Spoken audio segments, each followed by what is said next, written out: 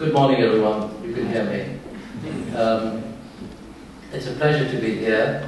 Thank you very much to Stefan and Helen for inviting me. It's a nostalgic occasion. I hope I won't cry.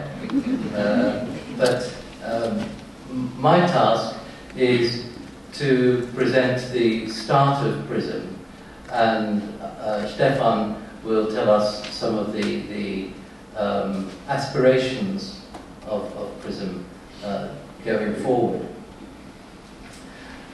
So this, I think, is a summary of the development of PRISM. Slightly dubious science that wasn't quite right, plus 2 lucky breaks equals PRISM. And I will explain the dubious science and the lucky breaks as we go on. You don't have to recognize them yourselves, because that would be rather embarrassing. You would find dubious science everywhere, which isn't right. So Stefan and I first met at a international psychosomatic medicine meeting back in 1993, and Stefan then came to London to work in London with me during 1995 and 96. And the first publication on PRISM was in 98. Stefan and I wrote a systematic review in 2016 where we identified 52 studies on PRISM which presented data, and that included nearly, more than 8,000 participants. So by that stage, there'd been quite a lot of work done, and that was actually quite valuable, as I'll come on to show. So you're all familiar with PRISM, but when Stefan first arrived in London, he brought his piece of paper and was wanting to know whether this was a measure of coping, whether we could measure how people who had a chronic illness, or any illness for that matter, coped with their illness using this measure. And it turned out to be lousy. It didn't measure coping. But what was interesting was that it measured something. It was quite clear from what feedback we were getting from patients that they were interested in the measure, and there was something that it was measuring, but we didn't know what it was. So this is where the dubious science comes in. I'd always been taught as an academic and a scientist that you never do a research project without an hypothesis. Because if you have no hypothesis, if you get the wrong results, then you've wasted all the time that you've spent. But in this case, we did a project without any hypothesis. We knew, or we thought we knew, that PRISM was going to measure something. So in a small sample of people with rheumatoid arthritis, we tried to correlate PRISM with a number of the standard measures that rheumatologists and people interested in the psychological and social aspects of rheumatology use. And we were very lucky. This is the first lucky break. We produced some interesting results. So the self-illness separation, or CIS, that PRISM has as its main quantitative output, correlated well with pain, certainly, also with functional impairment, but interestingly, not so much with disease variables in rheumatoid arthritis, disease status, or the SF-36. It also correlated, though, quite strongly with psychological measures such as depression and the SF-36 mental health score. And on the basis of these results, we knew there was something there, but myself, I was very worried that we couldn't actually label it. We didn't know what PRISM was measuring because there was no name for it. Again, there are some strong correlations with other aspects of appraisal of illness. We had consistent responses from people, both who put the illness close to the self and those who put it a long way away. And this again reinforced for us that PRISM was measuring something meaningful. I'm not going to go through these. You've probably, most of you who've used PRISM will be familiar with them.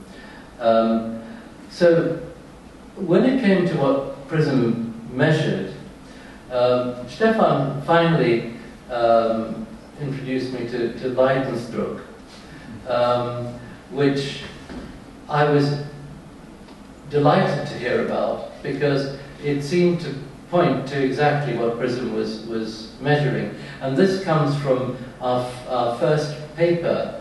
And I put it here because it indicates how tentative we were back in 1998 about what PRISM was doing.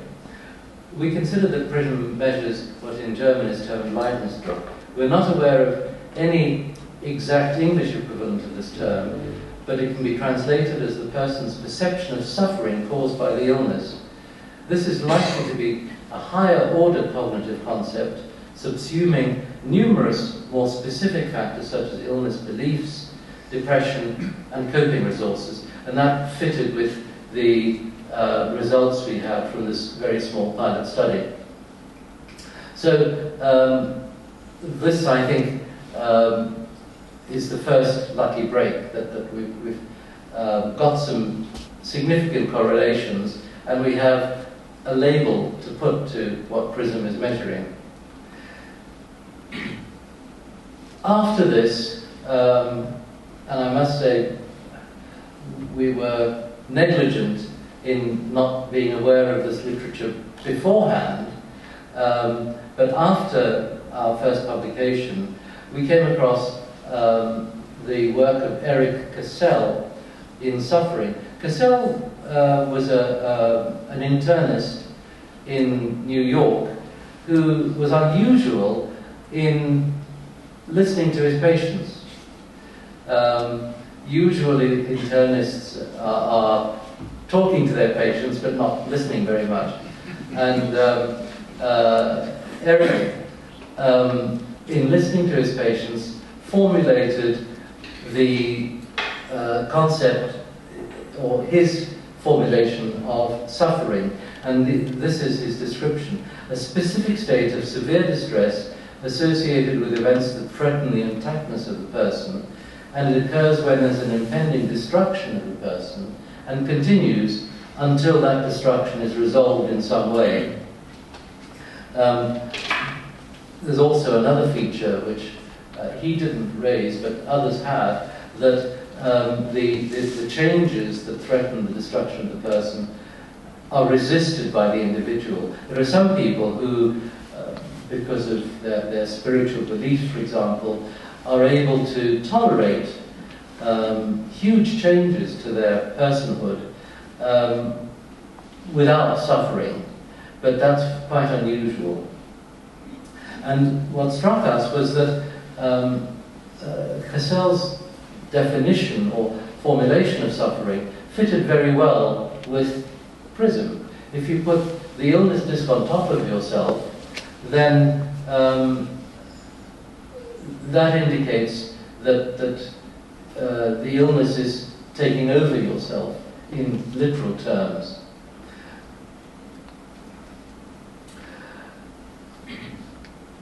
We did some more work, and this was mainly work done by Stefan and his colleagues after he'd returned to Zurich from London. And what we found was that in a number of different patient groups, there were correlations with the self-illness separation, but they differed. So the correlations in chronic obstructive pulmonary disease were different than the correlations in osteoarthritis or in systemic lupus erythematosus. Nevertheless, the correlations were significant. And thinking about it, you'd expect this. I'll just move on to this slide. If you've got different conditions, suffering is affected in a different way. Depression is sometimes more prevalent in some conditions than others. The intrusiveness of the symptoms is different from one condition to another. And quality of life is affected differently. So the correlations that I've just shown you, the difference in correlations, fits very well with the notion that PRISM was measuring suffering. And just to illustrate that, this is the relationship between PRISM, the self-illness separation, and depression in people with arthritis. And you can see that there's a modest correlation, but a significant one. And when we look at people who are awaiting coronary artery bypass graft, there's no correlation at all.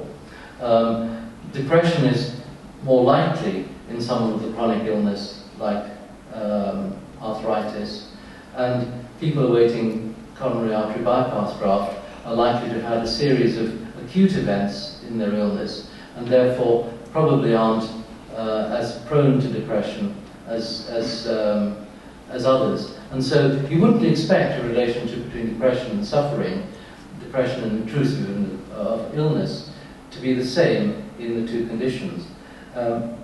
Now, the problem was that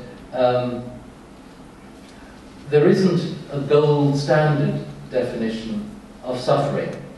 In fact, if you listen to most clinicians, they don't use the word suffering because it's assumed to be a lay term. I suffer with a hangover would be just as valid as I suffer from cancer. But when you actually engage with patients, they understand the word suffering, and they understand it in a very consistent way, and we did some work to demonstrate that. So by 2002, we were much more confident about PRISM, and this paper presented the results I've just shown you.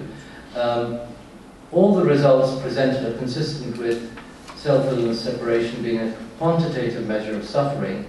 Previous commentators have associated suffering with loss of autonomy and inability to fulfill important personal functions, features which in our qualitative data were associated with low self-illness separation.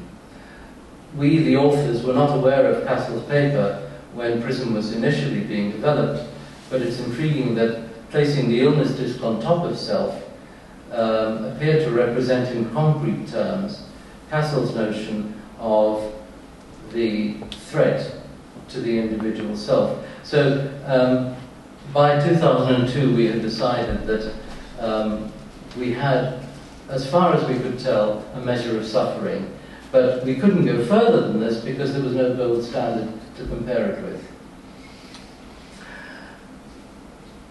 What then happened was that there were further published studies which confirmed the original work that we had done, until people started messing with the PRISM board. It's very tempting. I mean, it's such an attractive visual thing to use that, you know, why don't we make it different in some way? And Ad Vingerhoeks from the Netherlands, in particular, decided that he would ask people to choose between different sizes of illness disc. The original illness disc was slightly smaller than the self. And what Ad was doing was he offered people 3 sizes of illness discs to choose before they did the proper PRISM task. And he produced some interesting results, but they were completely different from the original PRISM, which was fascinating. There were several other studies that produced similar results using Ad's revised PRISM. What then happened was that people started using PRISM to measure things that have nothing to do with suffering. The red disc we'd always described as the illness. There was a publication, for example, where the red disc was social support. There was another publication where the red disc was political events. Another publication where the red disc was risk perception among travelers to tropical countries. Now, all of these produced interesting correlations, and we became bewildered, if I can put it that way, by the fact that PRISM produced correlations that had nothing to do with suffering in all these different conditions. And in a way, this was the second lucky break we had, because having papers like this, and there were several more, forced us to start thinking about how PRISM worked. Up to now, we had stumbled across PRISM. We knew it worked, but we didn't know why, and we hadn't actually spent time thinking how. So, having thought about it, we came across the following formulation. I should say, I've just mentioned that the task behaved differently when it was modified, but also people were saying that PRISM was just a fancy visual analog scale. This, why bother with all these strange little circles when all you need is a straight line and it does the same thing? And we were convinced that it wasn't a visual analog scale, but we wanted to demonstrate why. That PRISM is a visual metaphor. Incidentally, I see that some folk are taking photos of the presentation. My email is at the end, and so if you send me an email, I'm very happy to share the presentation with you. This is the example I give. Jennifer is an eel. Now, I want you to think for a moment what that says about Jennifer. Okay.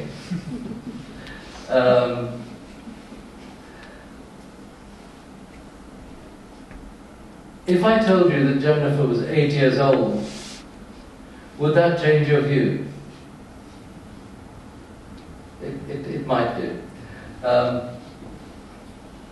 The reason I use this example is that it's a metaphor that you don't know, because I made it up. But if you don't dismiss it as rubbish, which you can do, what you tend to do is start thinking about what it means. And like all metaphors, this is not explicit. Jennifer is an eel. She can't be an eel, she's a person. So you think about what it means. And if I thought about this as an adult, I'd say eels were slippery, and so Jennifer is probably a slippery individual. But if she's 8 years old, it's a bit difficult for an 8-year-old to be slippery. Some 8-year-olds, I suppose, are slippery, but it's not the sort of adjective we offer for an 8-year-old child. So we'd probably say she's a good swimmer. And the reason that I mention that is because the context is terribly important. If we have an 8-year-old or an adult, different context, different interpretation. And all this work that you've done to interpret the metaphor is based on what you're thinking. I mean, to me, Jennifer might be slippery. To you, she might be something totally different. But you've made that interpretation based on your understanding of the metaphor. If I asked you why you've come up with the interpretation, you would give a very brief explanation because you've thought about it. And one of the things that very early on we said about PRISM is that it's like starting the life history at chapter 10. If you say to someone, tell me how you're suffering, the patient would probably tell you about their life, about things in life that have changed because of the illness, about the severity of the changes, and eventually you come to the suffering bit. With this, if PRISM is indeed a metaphor, they will give you a very brief answer based on their own experience. And there is actually, in linguistics, a strong background to this. The relevance theory of metaphor says that people pay attention to information that seems to be relevant to them. So if you thought Jennifer as an eel is just too boring to think about on a Saturday morning, you wouldn't bother any further. But if you thought that there might be something in the message I'm giving you, you would work on the metaphor. And what you do is you look for links until you find one. And when you find one, you stop. That's the way things normally work. And the link you find is personally relevant. It has to be because the metaphor is vague. And also, the other thing is you construct metaphors by shifting the various elements, particularly the context. If you don't think about the context, the metaphor is different, as I illustrated with the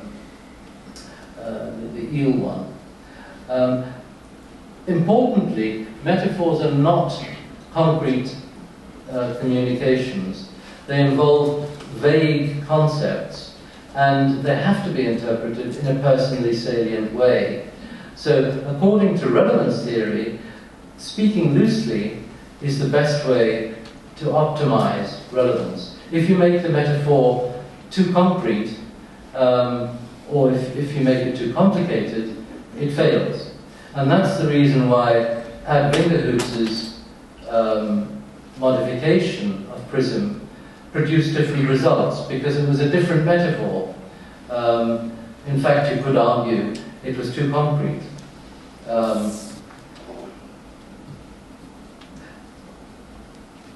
The other important thing is that proximity gives a measure of similarity. Maybe we'll learn about that more later today. But the idea that something close to something else is different from something being a long way away goes back to the cave paintings in Spain and in Africa. It's widely understood in all cultures, and so it's not surprising that having proximity as part of the metaphor makes it work. So, Like all metaphors, PRISM is vague. It depends crucially on how you define the subject, the object, and the context. If you say, I want you to put the illness on top of yourself if it's causing you a lot of suffering, you destroy the task. If you just say, tell me about the importance of the illness in your life, you don't mention suffering, you don't mention anything else, it's vague enough that people interpret it in a salient way. It appears to be universal across cultures, and certainly PRISM has been used in a variety of different cultures. It's also understood by children over the age of about 8, although it's probably less reliable at that age. 8-year-olds enjoy doing it, but they're not very reliable. However, what's interesting is that there have been a series of studies amongst teachers teaching children about natural disasters. The idea is that in particularly developing countries, people don't understand the impact of hurricanes and so on. And so if children are taught, they can teach their parents how to manage these things. And there's good evidence that using PRISM, you can show that children's understanding of the risks of natural disasters changes. So that's been replicated at least 3 times that I know. Once, most recently in Turkey, started in Central America, and there's another study as well somewhere else which I can't remember. But in that sense, PRISM has been used in children very successfully. And the other point to make is that although you can use just the illness disc or the red disc, whatever you want to call it, because this is a visual task, it allows a number of relationships to be considered simultaneously. If you're doing a verbal task, you've got to ask questions about each thing. If you've got a visual task, you can just give people the labels and they will put it together themselves. So, this is actually probably the third good luck, piece of good luck that we have, because as it turns out, the way that we started using PRISM right at the beginning turned out to be perfect as a visual metaphor. We didn't realize this at the time, but the properties of PRISM, particularly the instructions about this is the illness and we want to know its importance in your life, was perfect as a visual metaphor, which is why it worked. And a number of people, myself included, before we appreciated this, tried to use PRISM without defining the subject and the object and the context well enough, and of course it failed. So in general terms, PRISM is a visual metaphor of the relationship between a subject and objects related to it in a particular context. And that applies across the board and explains why you can use PRISM to measure awareness of danger and so on. Okay, just one last point to make. The more I think about it, the more I come to the realization that PRISM is a universal currency of the illness experience. It's the ideal person-centered outcome measure, mainly because, by definition, as a visual metaphor, it is personally relevant to the individual completing the task. And this is a slightly complicated paper because I was provoked into writing it by my colleague Giovanni Fava, who developed the concept of mental pain, and he said, suffering, it's too vague.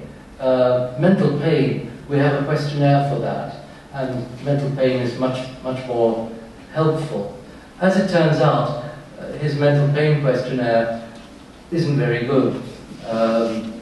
But more particularly, both of these, in theory, they fulfill all the properties that people talk about of person-centered global outcome measures. And as far as I can see, PRISM is the only one that does so consistently. And that, I think, is one of the key things that's important. From the discussions that I've had with people this morning and also last night, I realized that one of the things, perhaps, that we've not done enough of is talked about the science of PRISM, the visual metaphor story, which is, I think, quite convincing. And so that may be one reason why PRISM isn't as widely adopted as it should be, because people see it as an interesting tool, but don't see the science underneath it. But that's just a personal view. So there's my email address. If anyone has any queries, or if anyone has an idea of what to pursue. We will also discuss that good. All right. You don't have to work. Okay, thank you. But please feel free to get in touch if you want to pursue this further. Thank you very much.